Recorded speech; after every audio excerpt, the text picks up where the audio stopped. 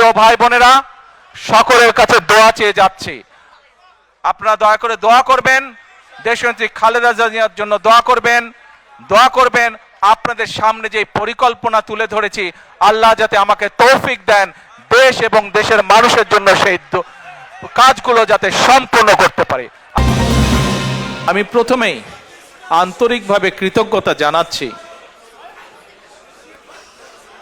যুক্তরাজ্যের যত প্রবাসী আছেন, ইউরোপের যত প্রবাসী আছেন, সহ পৃথিবীর বিভিন্ন দেশে যারা প্রবাসী আছেন, তাদের কাছে কৃতজ্ঞতা জানাচ্ছি।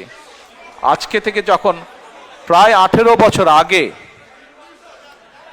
যখন এই দেশে আসতে বাধ্য হয়েছিলাম চিকিৎসার জন্য, তারপর থেকে বিভিন্ন সময় আপনাদের বহু মানুষ, প্রবাসীদের বহু ভাই বোনেরা আমার এবং আমার পরিবারকে বিভিন্ন সময় মানসিকভাবে সাহস জুগিয়েছেন, বিভিন্নভাবে পাশে দাঁড়িয়েছেন।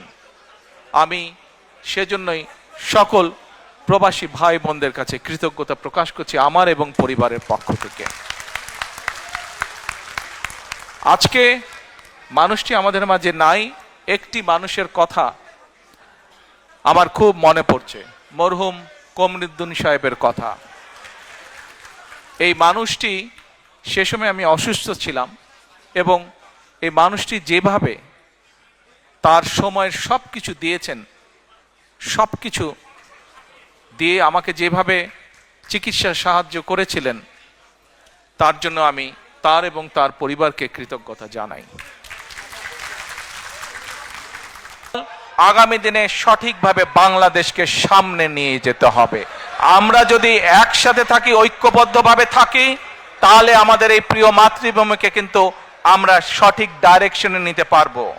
প্রিয় ভাই বোনেরা, আপনারা দেখেছেন আমি কিন্তু 1 বছর আগে বলেছিলাম যে সামনে কিন্তু আমাদের কঠিন সময়, ষড়যন্ত্র থেমে নেই, এবং এই নির্বাচনও কিন্তু খুব সহজ নয়। আপনারা অনেকেই কিন্তু ব্যাপারটা এখন বুঝতে পারছেন। 1 বছর আগে যা বলেছিলাম সেটা কিন্তু হচ্ছে এখন। আমি আবারও বলছি, সামনের সময় কিন্তু খুব সুবিধার না, কাজেই সকলকে ঐক্যবদ্ধ থাকতে হবে।